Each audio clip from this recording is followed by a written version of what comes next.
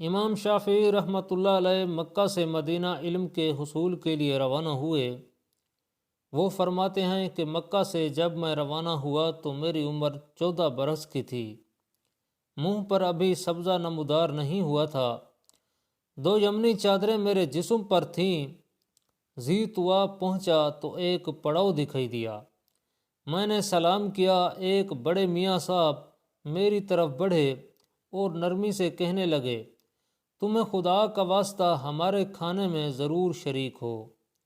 مجھے معلوم نہ تھا کہ کھانا شروع ہو چکا ہے۔ بڑی بے تکلفی سے میں نے دعوت قبول کر لی۔ کھانے کے بعد پانی پیا اور شکر خداوندی کے ساتھ ساتھ اپنے بوڑھے میزبان کا بھی شکریہ ادا کیا۔ اب بڑے میاں نے سوال کیا، تم مکی ہو؟ میں نے جواب دیا، جی ہاں مکی ہوں۔ کہنے لگے، قریشی ہو؟ میں نے کہا، جی ہاں قریشی ہوں۔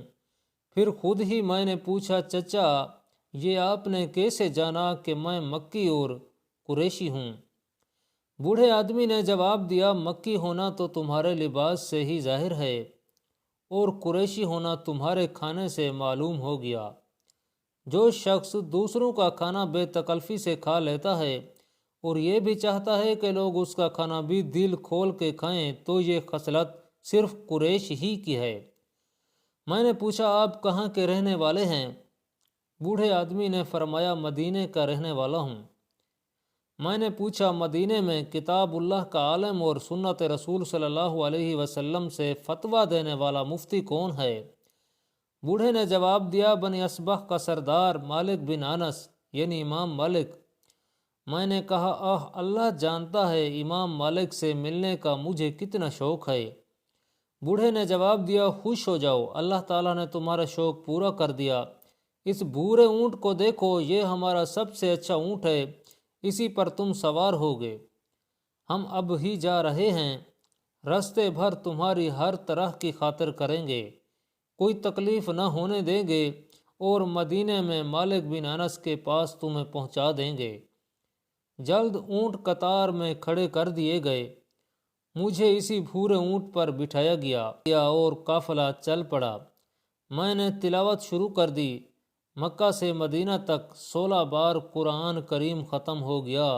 ایک دن میں ختم کر لیتا اور دوسرا رات میں۔ 8ویں دن نماز عصر کے بعد مدینے میں ہمارا داخلہ ہوا۔ رسول اللہ صلی اللہ تعالیٰ علیہ وآلہ وسلم کی مسجد میں نماز پڑھی، پھر قبر شریف کے قریب حاضر ہوا اور نبی صلی اللہ علیہ وسلم کو سلام کیا۔ یہیں امام مالک دکھائی دیے۔ ایک چادر کی تہ بند باندھے تھے، دوسری چادر اوڑھے تھے اور بلند آواز سے حدیث روایت کر رہے تھے۔ مجھ سے نافع نے ابن عمر رضی اللہ تعالیٰ عنہ کے واسطے سے اس قبر کے مکین سے روایت کیا۔ یہ کہہ کر انہوں نے زور سے اپنا ہاتھ پھیلا دیا اور رسول اللہ صلی اللہ علیہ وسلم کی قبر انور کی طرف اشارہ کیا۔ یہ نظارہ دیکھ کر امام مالک بن انس کی ہیبت مجھ پر چھا گئی اور جہاں جگہ ملی میں وہیں بیٹھ گیا۔ امام مالک حدیث روایت کرنے لگے، میں نے جلدی سے زمین پر پڑا ہوا ایک تنکا اٹھا لیا۔ امام مالک جب کوئی حدیث سناتے تو میں اسی تنکے کو اپنے لعاب دہن سے تر کر کے اپنی ہتھیلی پر لکھ لیتا۔ امام مالک میری حرکت دیکھ رہے تھے مگر مجھے خبر نہ تھی۔ آخر مجلس ختم ہو گئی اور امام مالک دیکھنے لگے کہ سب کی طرح میں بھی اٹھ جاتا ہوں یا نہیں۔ میں بیٹھا رہا تو امام مالک نے اشارے سے مجھے بلایا۔ میں قریب پہنچا تو کچھ دیر بڑے غور سے مجھے دیکھتے رہے، پھر فرمایا، تم حرم کے رہنے والے ہو؟ میں نے عرض کیا، جی ہاں حرم کا باشندہ ہوں۔ پوچھا، مکی ہو؟ میں نے کہا، جی ہاں۔ کہنے لگے، قریشی ہو؟ میں نے کہا، جی ہاں۔ فرمانے لگے، سب اوصاف پورے ہیں مگر تم میں ایک بے ادبی ہے۔ میں نے عرض کیا، آپ نے میری کون سی بے ادبی دیکھی ہے؟ کہنے لگے، میں رسول اللہ صلی اللہ علیہ وسلم کے کلمات طیبات سنا رہا تھا اور تم تنکا لیے اپنے ہاتھ پر کھیل رہے تھے۔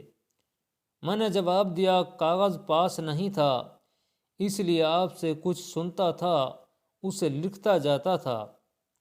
اس پر امام مالک نے میرا ہاتھ کھینچ کر دیکھا اور فرمایا ہاتھ پر تو کچھ بھی لکھا نہیں ہے۔ میں نے عرض کیا ہاتھ پر لعاب باقی نہیں رہتا، لیکن آپ نے جتنی حدیثیں سنائی ہیں مجھے سب یاد ہو چکی ہیں۔ امام مالک کو تعجب ہوا، کہنے لگے سب نہیں، ایک ہی حدیث سنا دو۔